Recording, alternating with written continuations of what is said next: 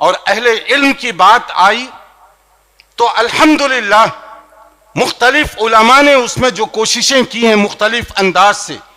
مگر ہم اس وقت حیدرآباد میں ہیں تو حیدرآباد کے اندر علم کی شمع روشن کرنے کے لیے بعض علماء نے اس وقت جب توحید کا نام لینا سنگین جرم سمجھا جاتا تھا، قرآن و سنت کی بات یہ جان جوخم کی بات تھی، مگر اس کے باوجود انہوں نے کتنی محنت اور کوشش کی۔ یہاں کی کچھ لائبریریز ہیں، عجیب اتفاق کہ ان لائبریریز کو تلاش کرتے ہوئے عرب دنیا کے ماہر علماء تشریف لا رہے ہیں، اور ان لائبریریوں کی چھاؤں میں رہنے والے پڑوسیوں کو معلوم نہیں ہے کہ ہم کن خزانوں کے ارد گرد رہتے ہیں، وہ ناواقف ہیں ان سے۔ دائرۃ المعارف عثمانیہ کہ وہاں سے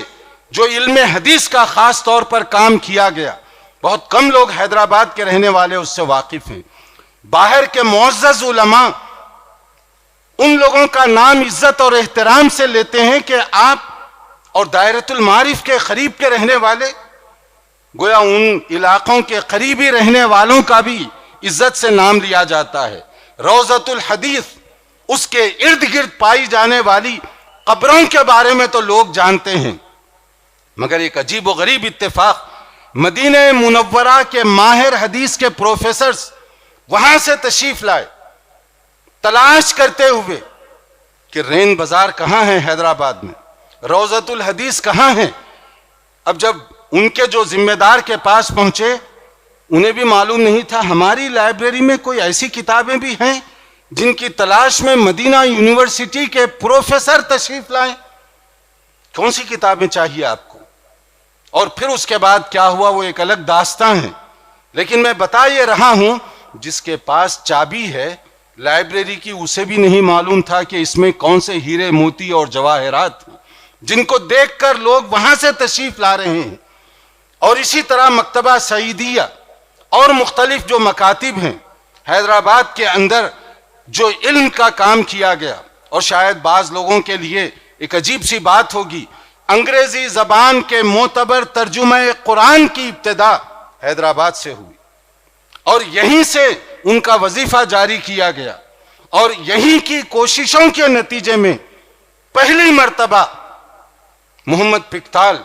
جو نو مسلم انگریز تھے، ان کی سرپرستی کی گئی یہیں سے حیدرآباد سے، اور انہی کی یہاں کی کوششوں کے نتیجے میں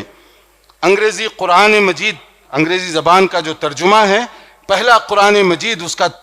ترجمہ تیار کیا گیا۔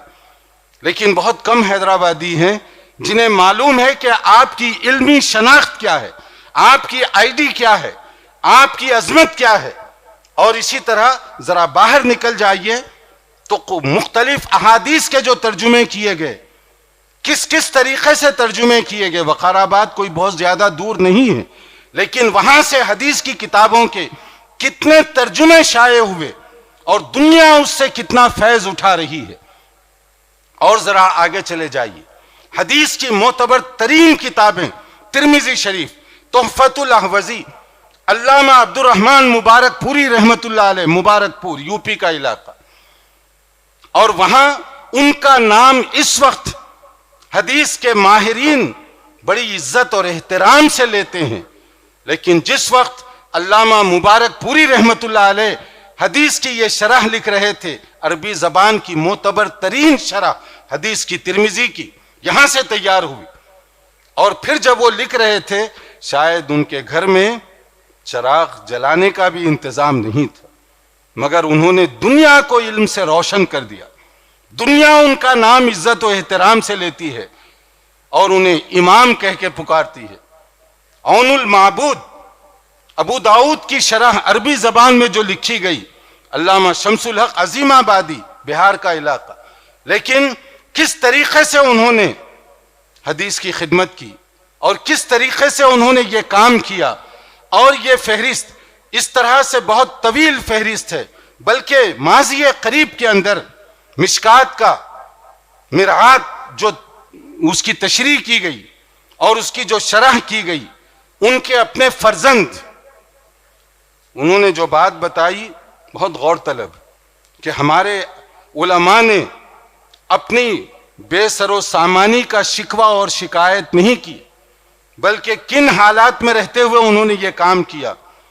کبھی کبھی عام پنکھا بھی ان کے گھر میں نہیں جلتا تھا، مگر وہ دنیا کو روشن کر رہے تھے یو پی کے ایک چھوٹے سے علاقے میں بیٹھ کر۔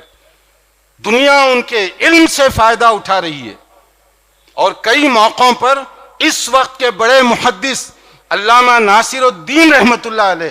ان کا نام عزت و احترام سے لیتے ہیں، ان کی کوٹیشن کو پسند کرتے ہیں کہ بطور حوالے کے ان کو ذکر کریں۔ اور اسی طرح سے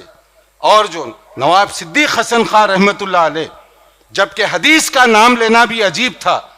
صحیح بخاری کی معتبر شرح فتح الباری اس کو تقسیم کروانے کے لیے مختلف اہل علم کی خدمت میں انہوں نے یہ تحفہ بھیجا، اور لوگوں کے لیے یہ گراں قدر تحفہ تھا حدیث کی کتاب کا، جو اپنے خرچ پر بھیجا گیا۔ یہ چند مثالیں ہیں بات کو سمجھنے کے لیے کہ کیسے کن حالات میں یہاں سے حدیث کا کام کیا گیا۔